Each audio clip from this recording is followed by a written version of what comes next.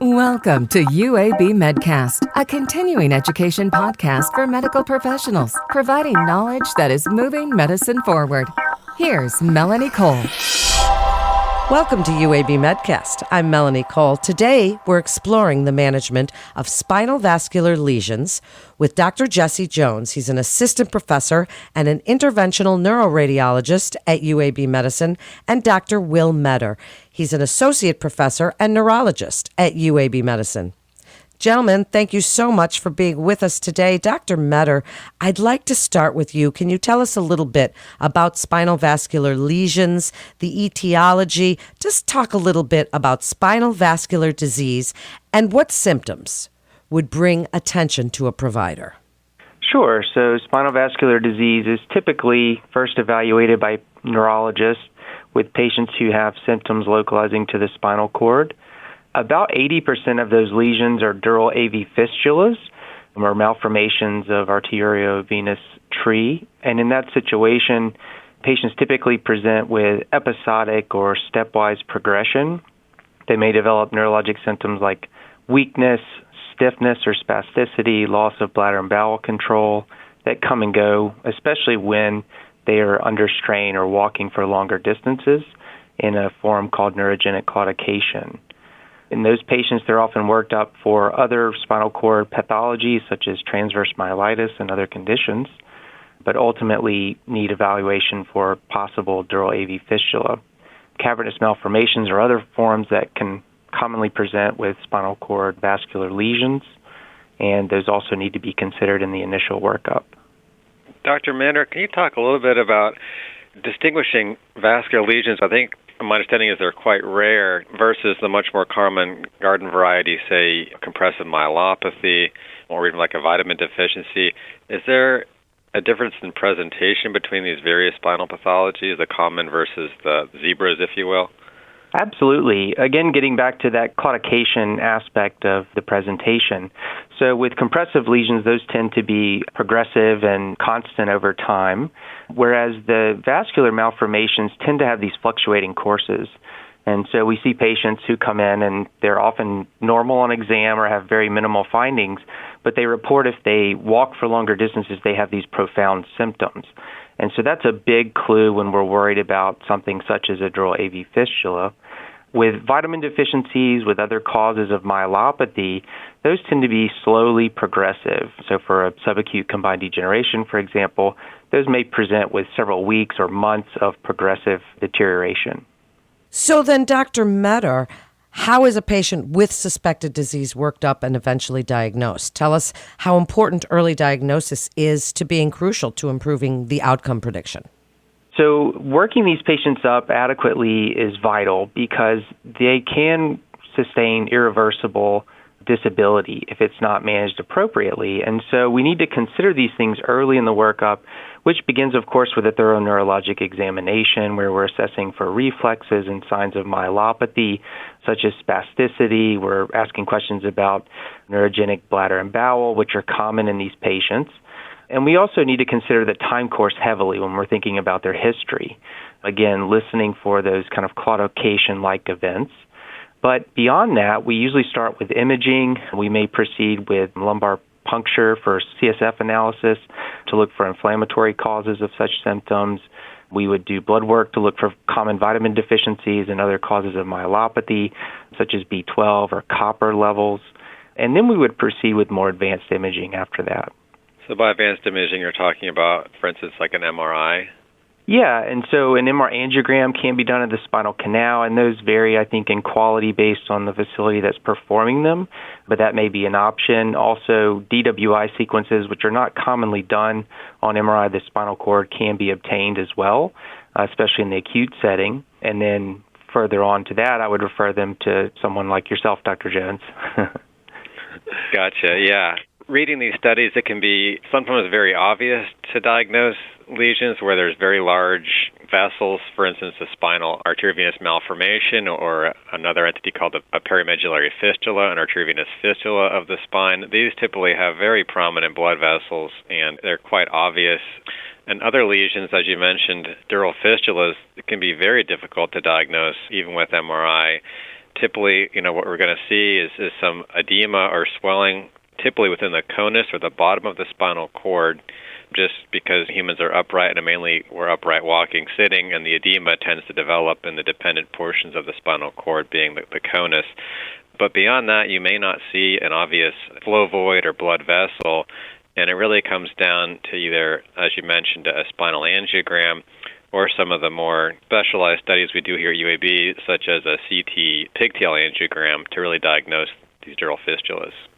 Dr. Jones, is there anything exciting in neuroradiologic imaging, anything that excites you that other providers might not know that you're doing at UAB? You just started to mention one.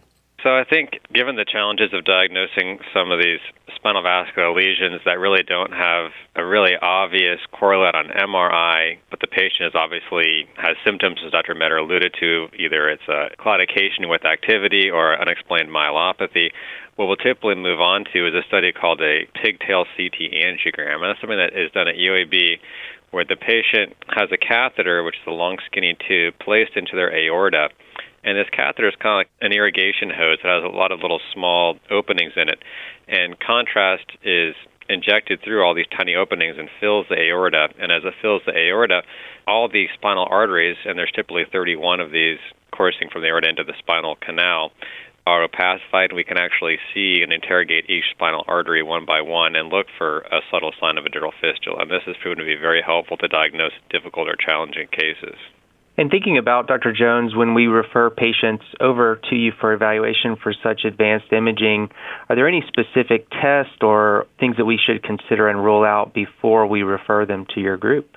I think, as you mentioned, just the thoroughness of the exam on your side in terms of your neurologic exam and the notes, I typically refer to those when I'm working up a patient. And the MRI is very important to give us just any kind of clue, like I said, either some edema in the conus, which would lead us towards a vascular lesion such as a dural fistula.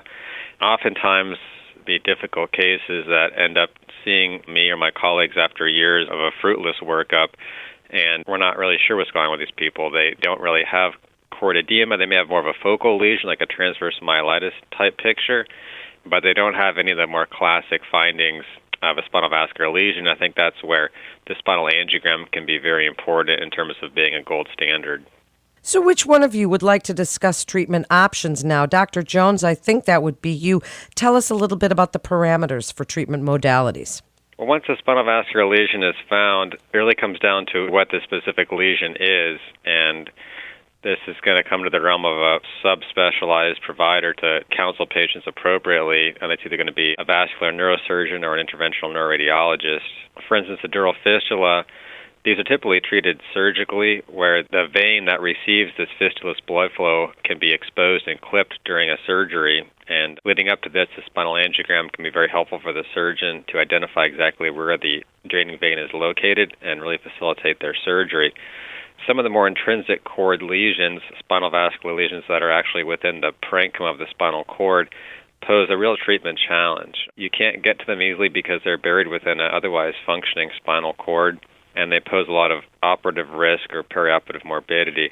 And so a lot of times what is done with these is they're observed. We try to minimize patients' use of any kind of anticoagulation that would predispose them to having bleeding, try to control their blood pressure. And if they do have, unfortunately, an event where they have a bleeding episode, then we typically would go in and do a combination of an open surgery combined with an endovascular procedure to close off some of the vessels feeding into these lesions. And once Dr. Jones's team is finished, hopefully, resolving the vascular malformation, of course, then we will manage subsequent spasticity and neurogenic bladder, gait disorder, etc., within the neurology clinic following up from that. And Dr. Meador, what's your experience with, like I say, once these have been diagnosed and hopefully treated thoroughly, what's the prognosis in terms of, does rehab play a role, inpatient versus outpatient, or other kind of adjuvant things that can be done to facilitate these people's recovery? We really approach them pretty aggressively from a rehabilitation standpoint, and if patients are diagnosed with these vascular malformations in the inpatient setting, we would definitely push for inpatient rehabilitation. But most of the rehab will actually occur as an outpatient in the ambulatory setting, assuming that they are ambulatory or at least can get to and from physical therapy. If they do have gait disorder to the point that they have difficulty with transportation and to getting into those appointments, we will try for inpatient rehabilitation.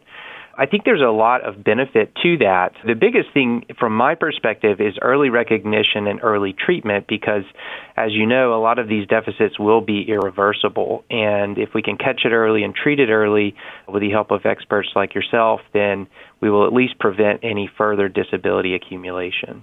And what's the best way for physicians out there that are suspecting a spinal vascular lesion or just something with the spinal cord that they're concerned about? What's the best way to get these people the care they need?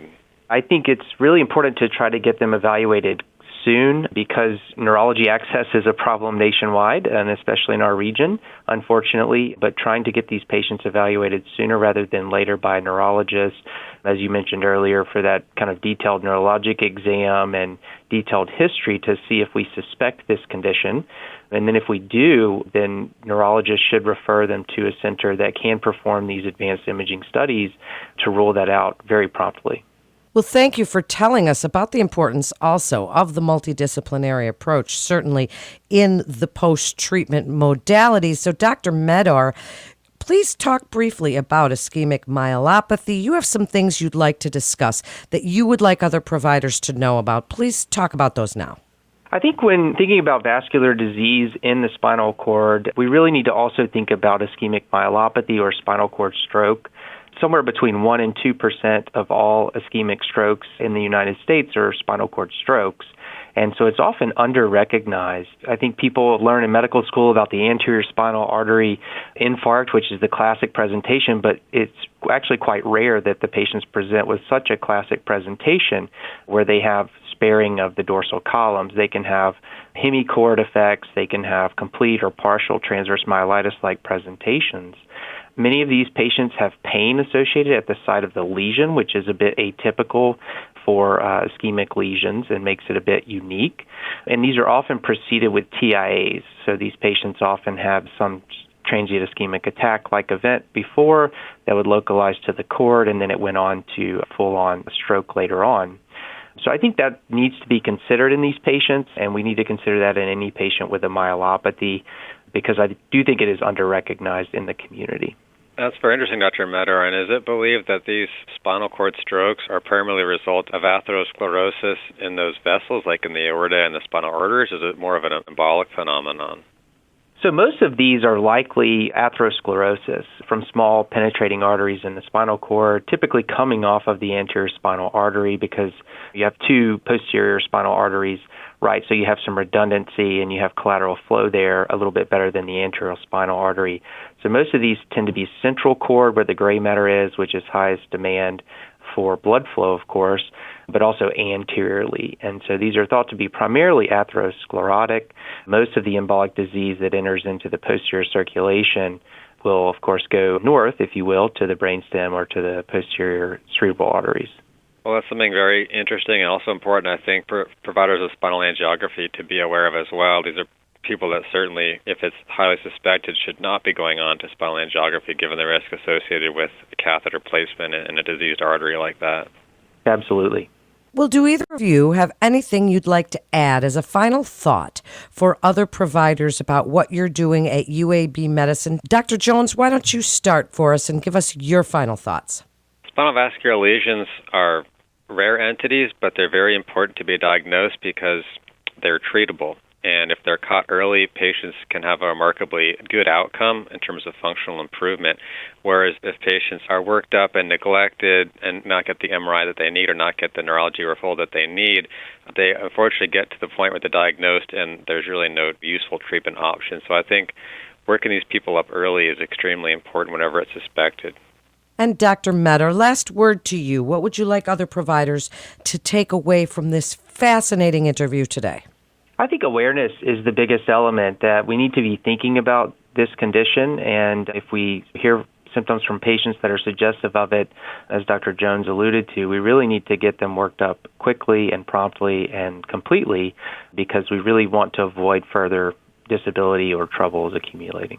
Thank you both so much for joining us. What an interesting interview.